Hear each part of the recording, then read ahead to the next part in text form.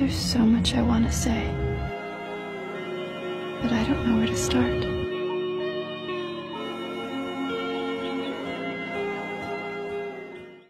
Sometimes our thoughts and emotions feels overwhelming.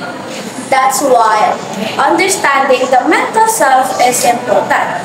It's about knowing how we think, feel, or connect with yourself or connect with the people around us. Magandang araw! Gising na ba kayo? Ready na ba kayong matuto? Kami ay ang Group 1 at ngayon ay pag-aaralan natin ang Chapter 8 which is yung the mental self. But before we dive into this topic, let me introduce to you the members of the Group 1. Let me start by introducing our group leader which is Miss Ella May Bulanao, Abastilla Hilary, Jess Moswena Cristal V, Frias Princess Jaed M, Halare Maraniel P, Lucio Riza Angelic Triana, Mansol Gian Grace A, Recto Tisa P, and lastly, Tabudlong Tiffany D. Before tayo mag-proceed, I have questions. Ano yung... May utak ba kayo? Meron! May laman ba yan? Gumagana? Oo naman! Just kidding sa sinabi ko. Mag-proceed tayo sa brain. What is brain? Ang brain is a good boss of our body. It's not just a thinking imagine. It controls our breathing, emotions, movements, and even when we cry when the phone rings, kasi ang tagal ng episodes na nagkaroon ng update. And get this, according to Glue, 1997, and Rockland, 2000, Stuttgart, 1998. The neurons is parang may mini wires that connects everything. And in fact, 38,000 siya sa utak natin na. Grabe siya na kasya sa utak natin. And neurons is like a tree. May mga trunks, may mga branches, may mga roots. And it's that called chemicals called transmitters. And madaling salita sa sinabi ko, the brain is kapag walang brain sa body natin, hindi siya mag-function. Katulad dun sa company, if walang boss or leader, hindi siya mag-function, hindi yung gagana or hindi gagalaw yung mga members kasi nga walang boss or leader mag-command. And next is we proceed the three major regions. First is forebrain, midbrain, and hindbrain. Magsisimula tayo sa forebrain. Ang forebrain is parang siya yung CEO dun sa tatlo ngayon kasi siya yung nag-handle ng emotions and complex thinking. For example, yung complex thinking, yung kapag sa exam, siya yung nag-think, siya yung nag-work nun para may masagot ka, parang stock knowledge kasi hindi ka nga nag-review. And next is midbrain. Ang midbrain naman ay siya yung nag-process ng visuals and auditory stuff and keeps you alert. For example, kapag tumawid ka, tumawid ka sa pedestrian and kailangan mong tumingin ka sa dinadaanan mo kung baka may masagasaan ka. And kapag iniisip mo na na syunga-syunga ka, di masasagasaan ka talaga kasi nga, hindi ka keeps alert. Hindi ka alert dun sa tinitingnan ko. Yun. And next is hindbrain. Siya yung maintenance team sa tatlo na yun kasi siya yung hindbrain naman is siya yung nagko-control ng balance and breathing and your heart rate. For example, dun sa controls balance, if munti ka nang mahulog dun sa hagdan, pero yung hindbrain na yun, siya yung nag-process, nag-work dun sa utak mo na kailangan mo huwag kang mahulog ng tuluyan. Ayun lang. So, explain pa nga natin kung ano nga ba itong mga major divisions ng ating brain. Una na nga rito is yung forebrain. Ito yung pinakamalaki and most complicated part ng ating brain. Makikita dito yung cerebral cortex na responsable sa pag-iisip at paggawa ng desisyon. Tumutulong ito sa sa atin na mag-solve ng mga problema at gumawa ng mga choices base sa information ng mga natatanggap natin. Next dito is yung basal ganglia. Ang basal ganglia is may role siya sa motor functions. Kapag nagkakaroon tayo ng problema dito or hindi ito nag-work na maayos, nagkakaroon tayo ng issues sa coordination and movements which affecting our daily activities. Nakikita nga rin dito sa forebrain ang limbic system which includes amygdala, hippocampus, and septum na importante sa emotions and learning. So ano nga ba yung mga binanggit ko? Una na nga rito is yung amygdala. Yung amygdala is yung nagko-control ng mga damdamin tulad ng anger and aggression. Next dito is yung hippocampus. Importante ito sa informing memories and learning about our surroundings, allowing us to remember important information. Halimbawa, kapag pupunta tayo sa isang lugar na hindi pa natin napupuntahan, ang hippocampus is tumutulong sa atin na matandaan yung mga dinadaanan natin. Para kapag pumunta ulit tayo sa lugar na yon, is madali natin maaalala yung daan. Next is yung septum. May role dito sa emotion, lalo na sa regulation ng fear and anger. Makikita rin sa forebrain ang thalamus.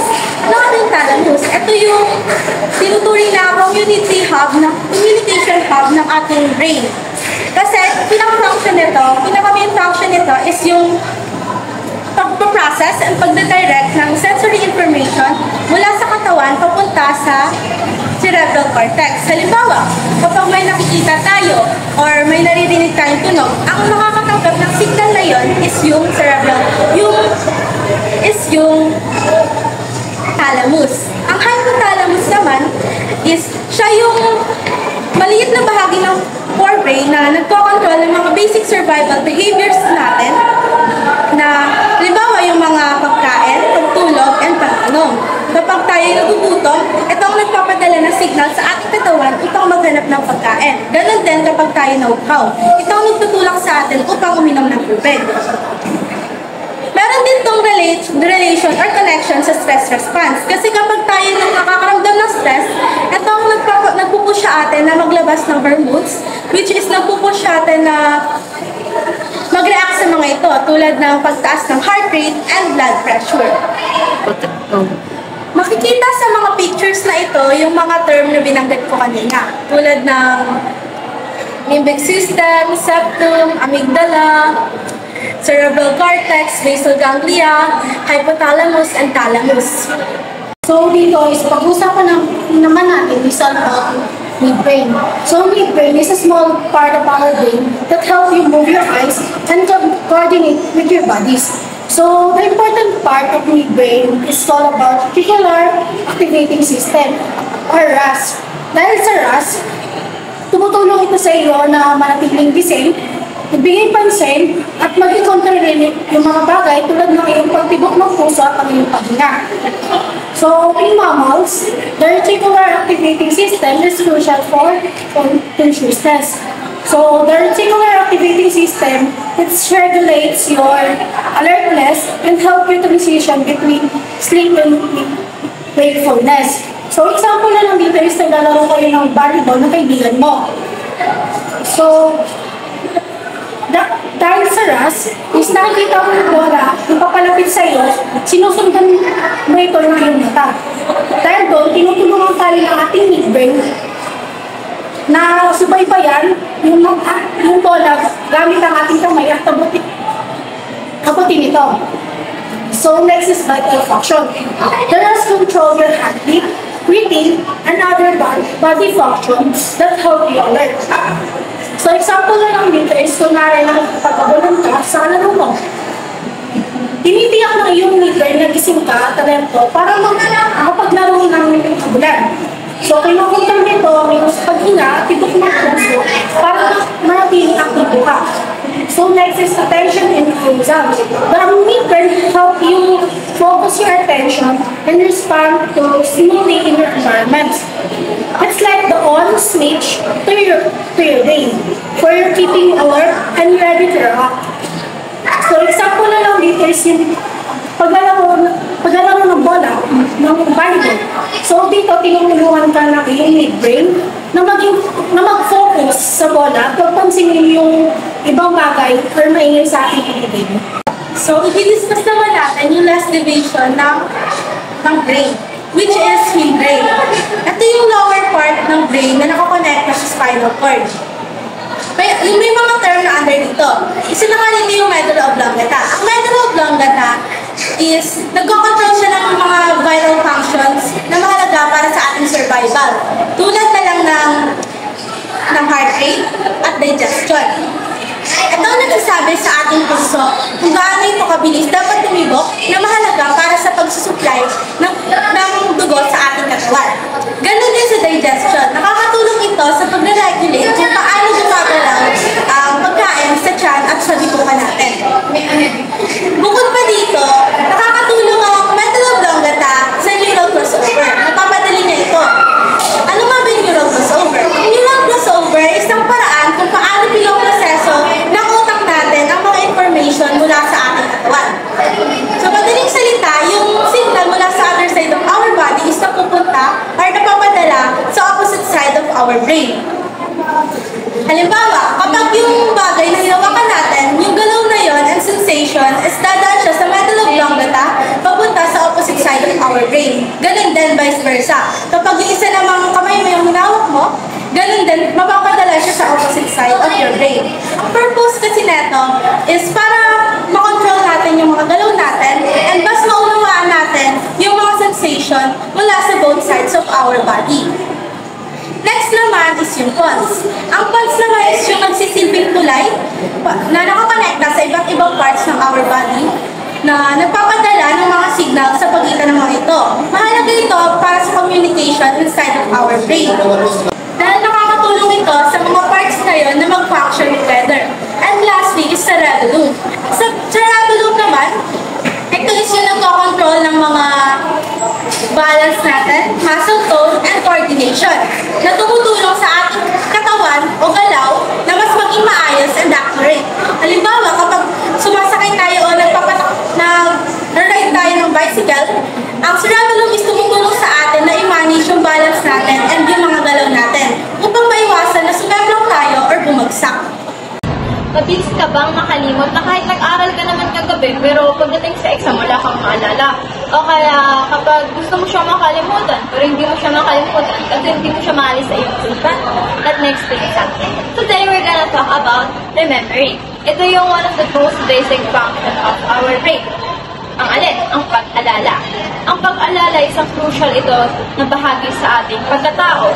Kasi kung mahihirapan ka sa pag-aalala mo na kahit mag-aral ka naman buong gabi or kahit anong gawin mo, hindi mo siya maalala, sobrang hirap talaga nun. Lalo na kapag araw-araw natin ginagamit ang ating brain, di ba? Inaalala natin yung mga bagay-bagay sa pang-araw-araw. Mahihirapan talaga tayo kapag hindi natin ito maaalala. We have, how does your memory work? We have the 3 stages. First is yung sensory memory natin or yung mabilisan lamang. Bago ka kasi makaalala ng isang bagay, kailangan mo na itong maramdaman, maisip natin, pupunta sa isipan natin, or kahit magbalik-was lang tayo. Sa sensory memory natin, inagamitan natin ito ng mga senses natin, tulad ng pandama, pangamoy, paningin, panlasa, or yung mga pandinig natin. Yun yung mga sensory natin sa ating sarili na ginagamit natin para makaalala natin ng mga bagay-bagay. Sa sensory memory natin, nagkakaroon tayo dito ng iconic memory. Ano yung iconic memory? Example dito is yung a brief image lang siya na pupunta siya sa isipan mo after a sight is done. Kunyari sa fireworks. A brief image lang siya. Kasi diba kapag pumutok yung fireworks, mawawala na siya. Pero masistay pa rin naman yung mga image nun sa ating isipan kahit wala na siya dito. Ibig sabihin nun, nakita na natin. And then, we have a short-term memory natin. Short-term memory. Ito yung mga panandalian lamang. Nagtatagal lamang ito ng mga 15 to 30 seconds. Ito nagsisilbing holding area ng ating brain kung saan pinafile muna niya dito kung ano ba yung dapat alalahanin natin ng mga important information, sa mga basic information na pwede na natin kalimutan. Sa short-term memory natin is karamihan dito is kinoconnect natin yung mga bagay na kailangan natin alalahanin sa mga past events na sa buhay natin. So, parang kapag ginagamit mo yung short-term memory mo, may mga bagay, diba, minsan na, parang nagkakaroon tayo ng memory na, parang alam ko na to, parang nangyari na to, or parang naalala na to. Ito yung short-term memory natin, kung saan mabilis na natin siyang maalala, pero at the long run, makakalimutan mo na siya.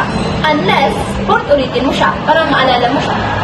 And then, another information doon sa short-term memory natin is, yun nga, sabi ko nga, example dito is what happened in a movie a moment ago. Like, di ba nagkakaroon tayo ng 15 to 30 seconds na, iniisip natin kung ano pang nangyari sa recently lang na show na scene. Or yung mga nagpapakilala sa atin, yung mga name nila, di ba, naalala din natin yun for mabilisan lamang. And then, the third part of our stages ng that's our memory work is yung long-term memory. Ito yung gusto natin lahat. Siyempre, sino ba naman ang ayaw dun, di ba? Kapag naalala mo isang bagay na gaano pa katagal na pa noon, maalala mo pa rin, di ba? Sa long-term memory dito, examples dito ay yung mga skills natin. Kunyari, marunong tayo mag-volleyball, sa sports, mag-basketball, mag-badminton. Hindi mo siya agad-agad makakalimutan. Bakit? Kasi ginawa natin, tumatak na yun sa isip natin. Like, pinagdaanan na natin. Mahirap na siya makalimutan kasi skills na natin yun. And another example is yung mga events, like kung kailan ka graduate, kung ano pangalan mo, syempre maalala mo kahit gaano ka ba siguro katandaan mo, maalala mo, depende naman, di ba, kapag kulyani na tayo, syempre hindi natin maalala yun. Another example is yung mga first times natin. Ayan, hirap kalimutan yung mga first times natin. At marami tayong kwento dyan. And additional information sa ating long term is, kapag dito, nagkakaroon tayo ng mga kakayahang magtago ng impormasyon ng matagalan. Yun yung sabi ko sa inyo kanina. Sa long-term memory natin na kapag, ito yung from the short term, pupunta siya sa long term. Kasi from the short term, may mga important details ka na inaalala mo. Like, pinuulit-ulit mo siya. Like, parang ayaw mo siyang makalimutan, kaya lagi mo siyang inaalala. Pupunta talaga ito sa long term mo. Kasi may hirapan ka nang umalala. Kasi siguro matagal mo nang na-experience to or lagi nararanasan mo ito. And then, tapos na tayo sa ating long-term memory o yung matagalan. Ito naman is yung mga ways how to improve our memory. There are 3 ways then to improve our memory. We have repetition. Yun yung kadalasang sinasabi ko kanina. Repetition. Kailangan mong ulit-ulitin or magre-read ka or rewriting ka sa mga bagay na kailangan mong maalala para tumatak ito sa ating isipan.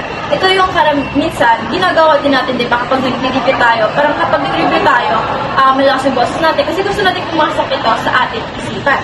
And then yung pangalawa is yung organization. May dalawang types of organization dito.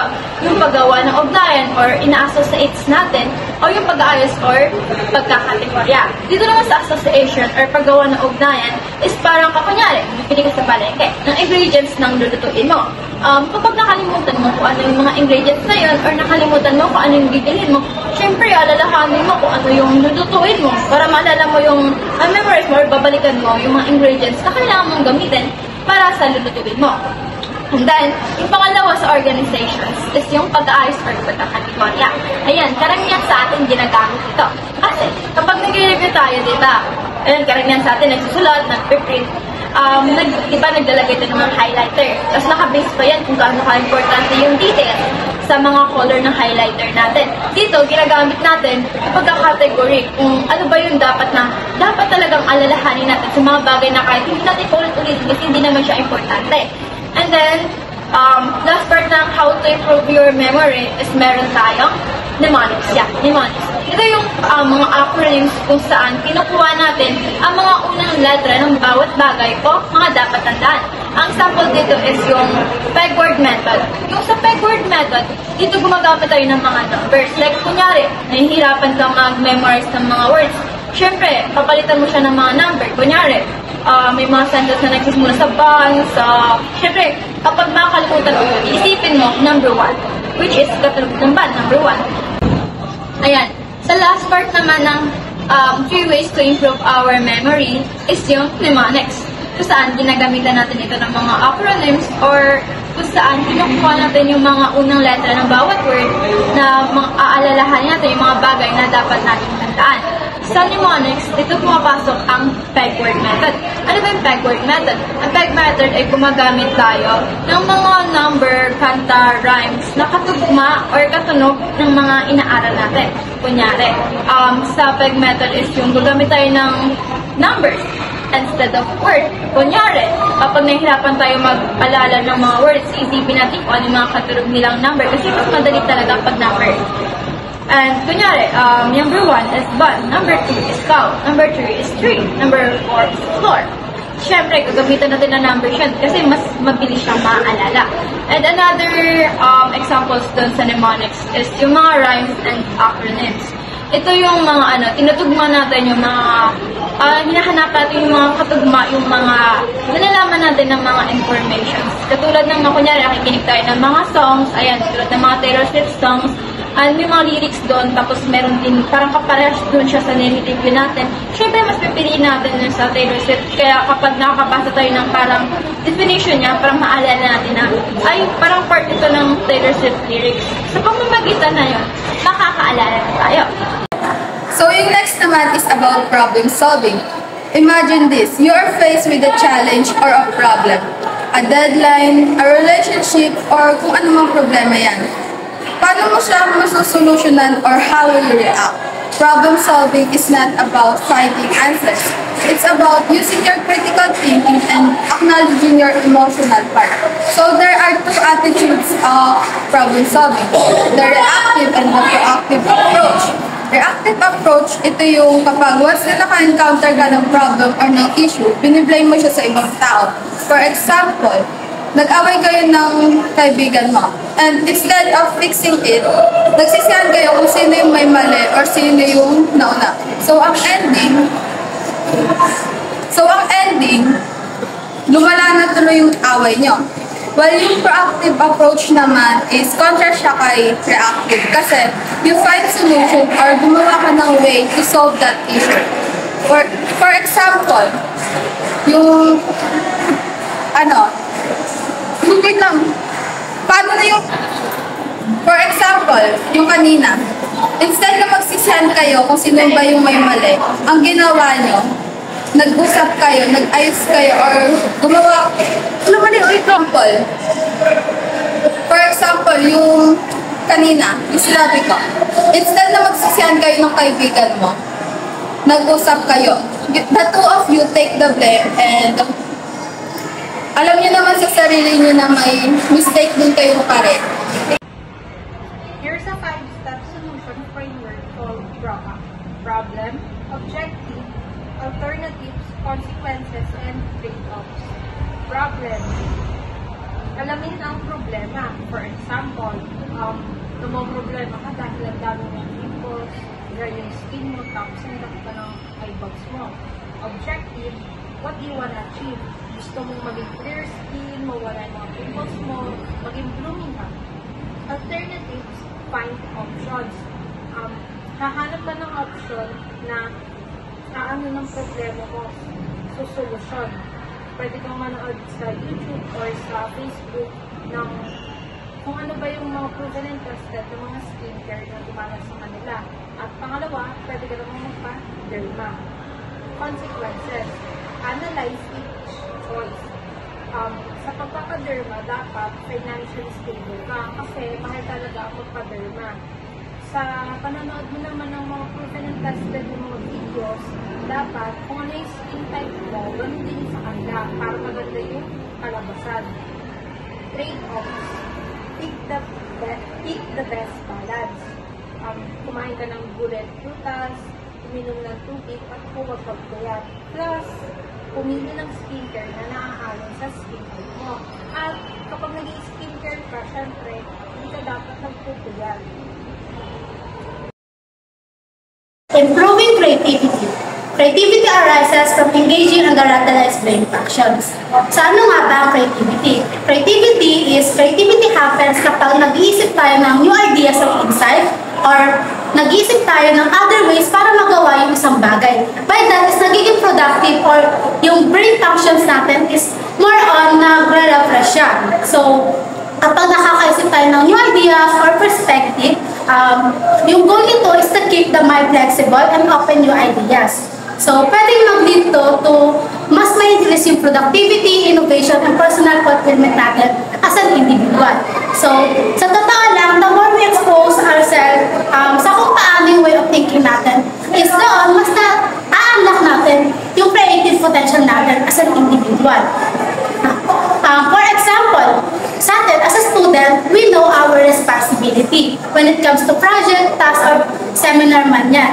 So, tayo, as a student, alam natin kung paano yung unique way natin gagawin yung isang bagay. And that's called creativity. Kung paano natin ipapaganda pa or paano yung way ng paggawa natin ng isang proyekto or project. Another example, in our everyday lives, yung mga everyday objects na nagagamit natin like old newspaper, scrap metal, or plastic bottle, yung mga pangkaraniwang na bagay ng palayan is pwedeng ma-recycle and pwedeng mag-lead to unique way or innovative works. Associative thinking. Let thoughts flow freely to uncover insight. When it comes to associative thinking, ito naman kung saan you allow your mind to make connection between sa mga unrelated idea or concept. Like habang nagsha-shower ka, may naisip kang idea, shower thoughts legit.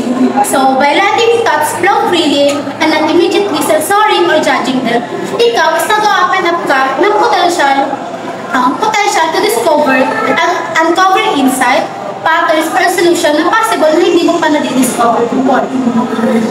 For example, kapag napapanggit natin or narinig mo yung salitang dagat, ang una natin maiisip is waves, buhangin, and passion. When it comes to psychology, ang associative thinking is important. Why? Because part siya ng process kung paano nag-work yung imagination natin and memory. So the next one is mind mapping. So mind mapping is a visual brainstorming technique that helps you explore ideas and solve problems creatively. So instead of writing down your thoughts in a linear way, so dito is lumilikha tayo ng diagram na may pangunahing paksang sa gitna. So then you branch out from the center with the related ideas.